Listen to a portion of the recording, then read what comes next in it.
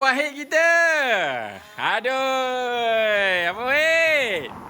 Apa dia bawa je malam-malam ni Wahid? Pakai guni. Ngasih mani je pakai guni. Hai, kamu ni mentang-mentang lah kawan tu pakai guni, kamu pun nak pakai guni. Pakai guni sekarang Tak, ni. kamu pakai kamu bawa bulu apa panjang-panjang tu? Ha? Kalau tengok ni. Bawa bulu apa panjang-panjang tu? Ni mana? Ha? Kenapa? Tak dalam ni. Ha, angkat, letak seekor-seekor. Fuh, lama.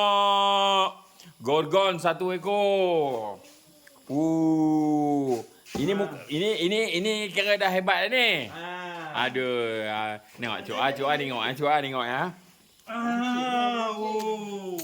Malah aku nak cakap lebih kamu ni. Malah. Kamu ngaji ke siapa? Kamu ngaji orang? Kamu ngaji orang? Okey, sekarang ni ikan apa lagi dah? Dalam? Baung. Okey. Bawa keluar semua. Kerau. Dia ni hebat pandai mancing tu.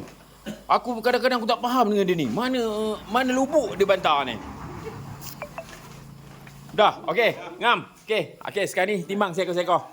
Okey, timbang balik. Okey, baung ekor merah Baung ekor merah dah siap wrapping semua. Kita tengok selepas sebelah perut 8 kilo. Okey, 8 kilo 50 gram. Okey, angkat. Okey. Lagi? Oh, ini dah tak payah nak buat kerja ni. Cuma sikit-sikit je. Okey, yang ini 4 kilo 150. Baung ekor merah juga. Alhamdulillah. Mantap, Pak Bu. Mantap. Ini ikan kayangan, bos. Ikan kayangan. Tak nak. Ini tak nak lagi. Ambil ikan lain dulu. Aduh, kamu. Gerah tu besar tu. Baung biasa. Okey, baung biasa. Okey. Okey, 1 kilo 300 dah siap belah perut. Okey. Lepas tu kita ambil pula lawang. Cek lawang. Lawang 1 kilo dah. 650 gram. Dah siap belah perut. Mantap. Okey, Koma. Cek Koma teka. Berapa kilo agak-agaknya ikan kerai Sungai Perak.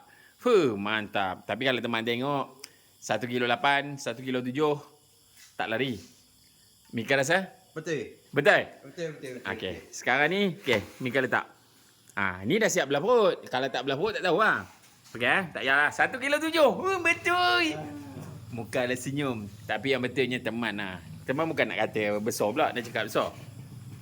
Teman pegang dah tahu jantan betina. Jangan kat sini. Dah. Jangan kat sini. Pondan. Okey, mantap. Rezeki tak salah. Alamat 1 kilo 700 dah siap belah perut. Mantap, Babu. Mantap.